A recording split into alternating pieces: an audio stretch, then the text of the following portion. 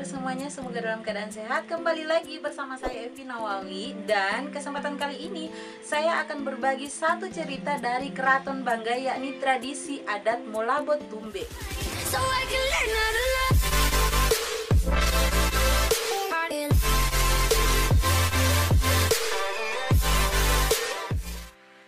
Dimana saya yakin teman-teman sekalian sudah banyak yang tahu dan tidak asing lagi dengan tradisi adat Molabot Tumbe ini. Apalagi di tahun ini acara tersebut sangat meriah karena kita sebagai masyarakat yang menikmati acara tersebut itu sudah melewati yang namanya masa PPKM yang lumayan panjang dan membosankan, yang hanya di rumah saja. Dan kita disuguhkan dengan acara yang sangat meriah. Namun kita tetap mematuhi yang namanya protokol kesehatan, yakni tetap memakai masker dan usahakan untuk selalu menjaga jarak. Nah, tapi meskipun sudah banyak yang mengangkat tentang cerita adat Molabot Tumbe ini, apalagi sudah ada cerita-cerita dari youtuber-youtuber pendahulu ataupun video-video, bahkan ini sudah diliput TV, tapi ada salah satu prosesi adat yang mungkin masih banyak yang tidak tahu. Bahkan saya sendiri pun baru kali ini saya tahu bahwa ada satu prosesi adat di Molabot Tumbe yang tidak terekspos seperti prosesi adat-adat dari serangkaian Molabot Tumbe tersebut. So, penasaran seperti apa cerita selengkapnya? Tanpa basa-basi, langsung saja kita ke ceritanya.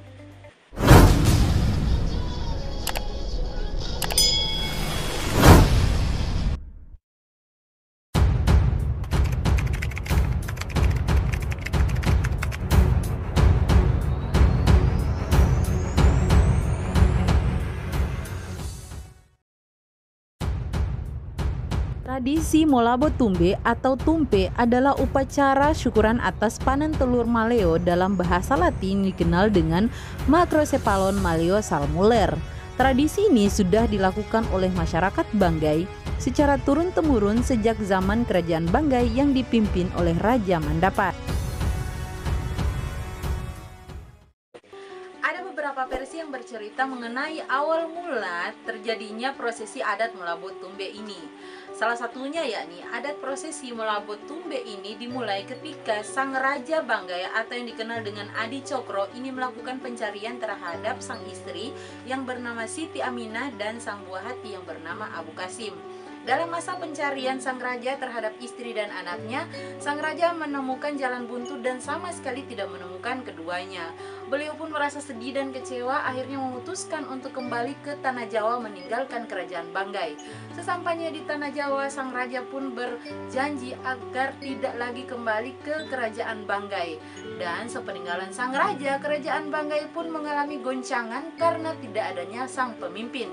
Kemudian masyarakat Banggai pada saat itu sepakat untuk mengangkat sang Abu Kasim atau anak dari sang raja tersebut untuk dijadikan raja menggantikan Adi Cokro.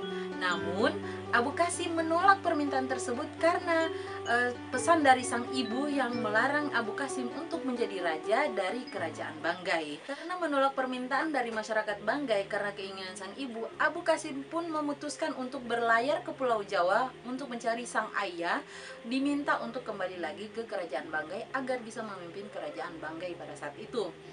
Berlayarlah sang Abu Kasim ini ke Tanah Jawa untuk mencari Adi Cokro, sang ayahanda. Namun sesampainya di Tanah Jawa dan bertemu sang ayah, Abu Kasim tidak bisa berbuat apa-apa karena sang ayahanda telah berjanji agar tidak kembali lagi ke Kerajaan Banggai. Abu Kasim pun tidak bisa memaksa sang ayah untuk kembali, namun meminta sebuah hadiah dari sang ayah untuk bisa dibawa pulang ke Tanah Banggai. Yakni sang Abu Kasim pun meminta hadiah berupa burung mua-mua atau burung maleo untuk dibawa pulang ke Kerajaan Banggai atau ke Tanah Banggai sebagai bukti juga bahwa Abu Kasim sudah bertemu dengan sang ayah di Tanah Jawa.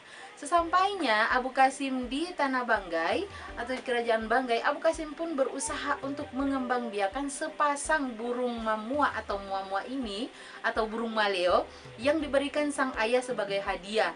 Namun pengembangbiakan yang dilakukan sang Abu Kasim ini menemukan jalan buntu atau sama sekali burung tersebut tidak bisa berkembang biak dengan baik di Tanah Banggai.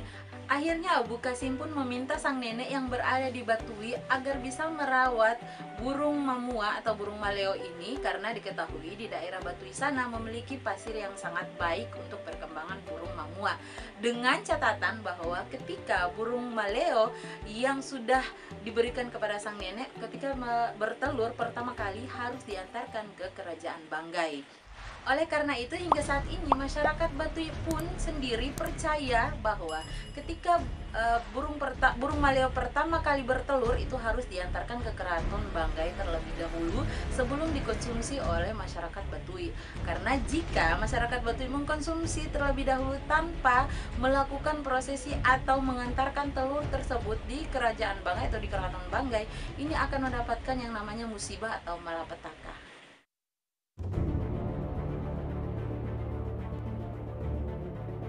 Prosesi adat Molabot Tumbe yang dilakukan dari pengantaran telur burung maleo ke keraton Banggai dari Batui memiliki serangkaian kegiatan adat yang harus dipatuhi. Prosesi acara adat ini diawali dengan pengumpulan telur burung maleo oleh perangkat adat Batui, di mana setelah terkumpul, perangkat adat ke rumah ketua adat dan rangkaian upacara dilakukan dengan doa dan zikir.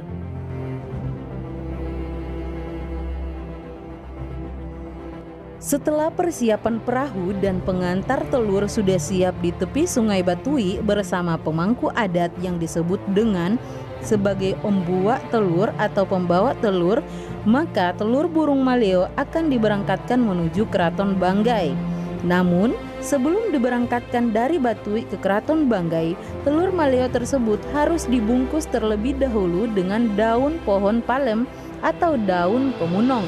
Dari semua telur yang terbungkus, ada telur yang ditandai dengan ikatan merah sebagai tanda bahwa telur tersebut merupakan telur pertama di tahun tersebut. Ikat merah itu telur yang pertama memang. Dari Batui itu mereka taruh tanda ini untuk telur pertama. Itu dikumpul, itu ada ikat merahnya. Seperti itu. Kalau yang lain ini mengikut, tapi ini ikat merahnya itu. Pembawa telur burung maleo berjalan dan diarak menuju Sungai Batui dengan iringan genderang dan dikawal oleh pasukan adat.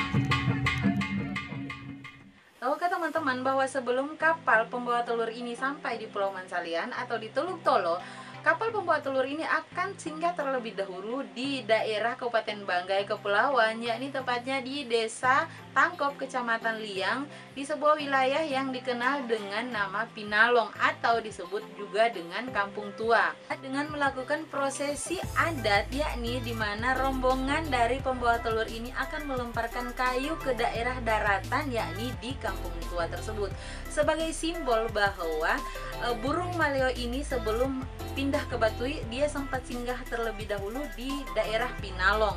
Nah, sebenarnya ini ada sejarahnya tersendiri, tapi saya tidak mau bahas karena ini akan memakan waktu yang sangat lama. Nah, jika teman-teman ingin saya membahas tentang sejarah Desa Pinalong atau sejarah keterkaitannya burung maleo dengan Desa Pinalong, silakan bisa komen di bawah ya.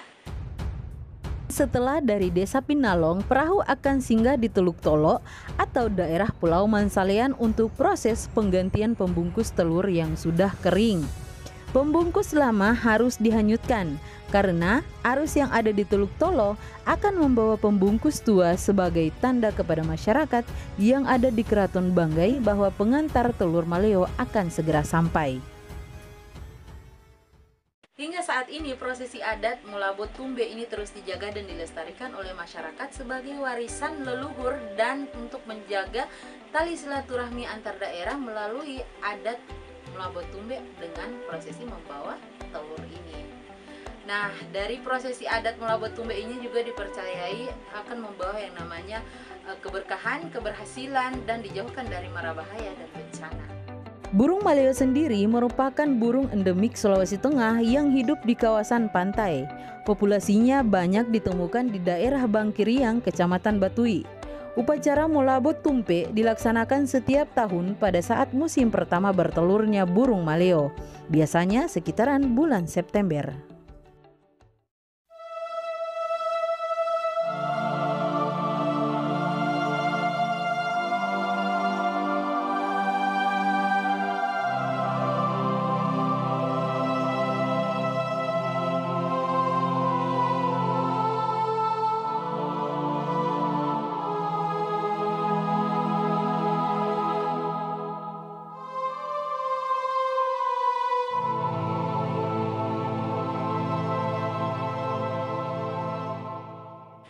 Itu dia tadi cerita dari proses adat melabot tumbe. Jika teman-teman suka dengan video seperti ini, silakan jangan lupa subscribe, komen, dan like videonya agar kami tambah semangat memberikan video-video seperti ini, menambah informasi dan menjaga cagar budaya di sekeliling kita.